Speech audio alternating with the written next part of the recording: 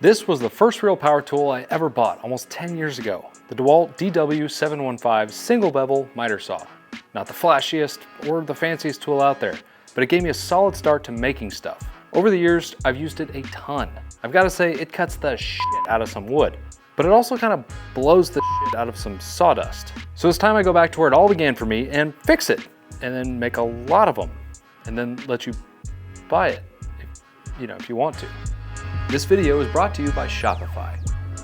Fixing miter saw dust collection has kind of become my thing, weirdly enough. And up until this point, I've focused on tackling the sliding saws since the dust collection seems to be particularly terrible with those. There are still many more of those on my list to do, but surprisingly, the dust collection on the non-sliding miter saws is pretty much just as bad. I'm hoping that the design and testing process is easier though, since there's no pesky sliding motion to worry about. Spoiler alert, it's a lot easier.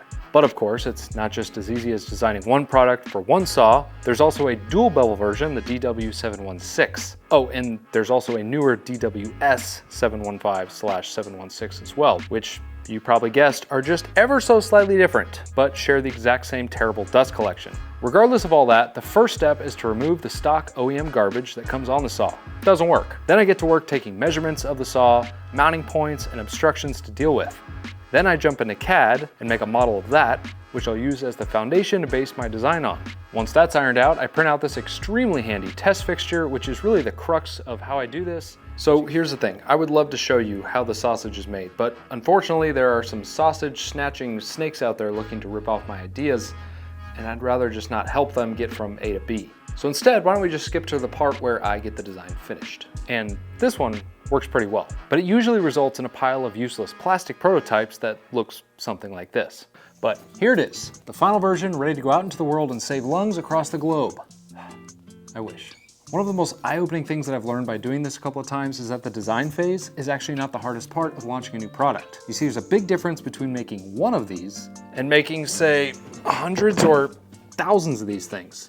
Oh, and those hundreds or thousands need to be made in a very short time window because thanks to Amazon, everyone expects their items to ship the next day. So before I launch a product like this, which is now live if you want one, I have to work through a checklist and spend a bunch of time and money upfront hoping and praying these damn things actually sell. This is because everything that's needed to produce these things have a lead time of their own. God, why can't everything be like Amazon? Stuff like filament, hardware, rubber flat material, even these stretchy hoses. Forecasting how much of this stuff is needed and when to order is actually pretty tough and starts well before the whole process is done. Another important question is, do I have production capacity to meet the demand? As you probably know, I've been growing my print farm steadily over the last year and a half, which now sits at around 50 3D printers. If I need more capacity, I need to have these new printers up and running well before the launch. If I was having these produced by a third party, I need to make sure they had the capacity. Next up is design optimization for manufacturing. Can I tweak the design so that it prints more quickly, more reliably, and maybe even with less material?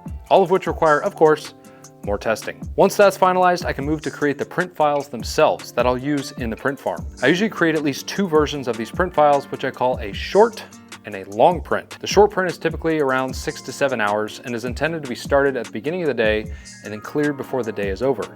At that point, I'll start the long print, which will run overnight. This allows the print farm to produce parts for as many of the 24 available hours as possible and not requiring a night shift. Lights out manufacturing at its finest. So now we've got a working part, optimized for manufacturing, and the files ready to go to the print farm. Should be go time, right?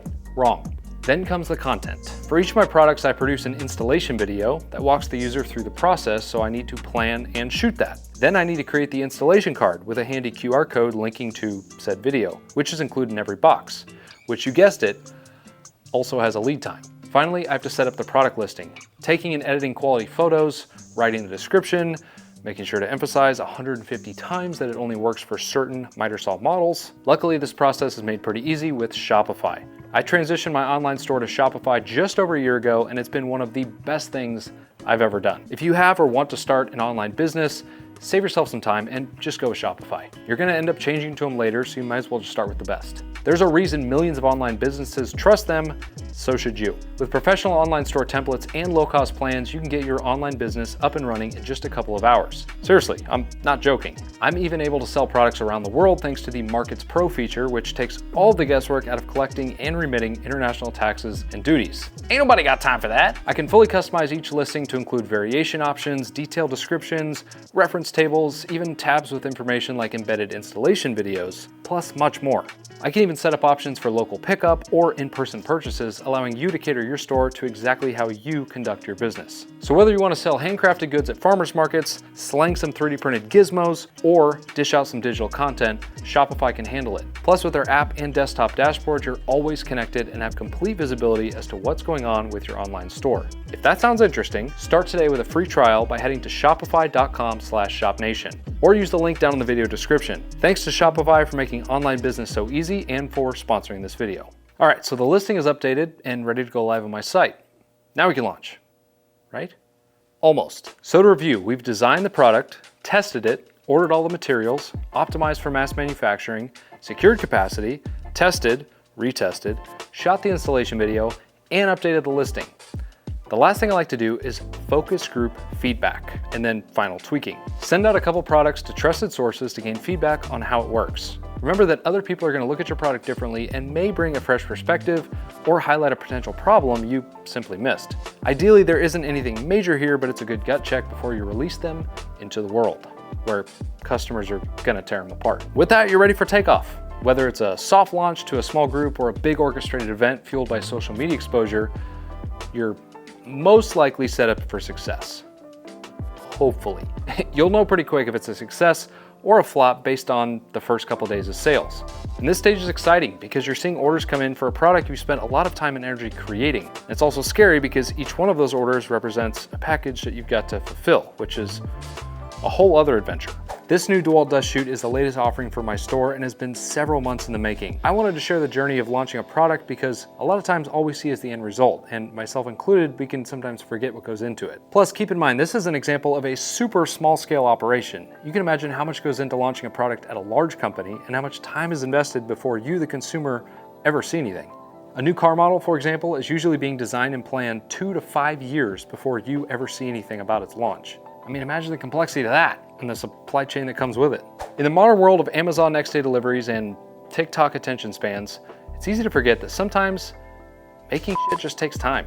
And if you've stuck around this long and are actually interested in this product for your shop, enjoy some before and after sequences showing how well it works. Head over to shopnationstore.com and order yours today.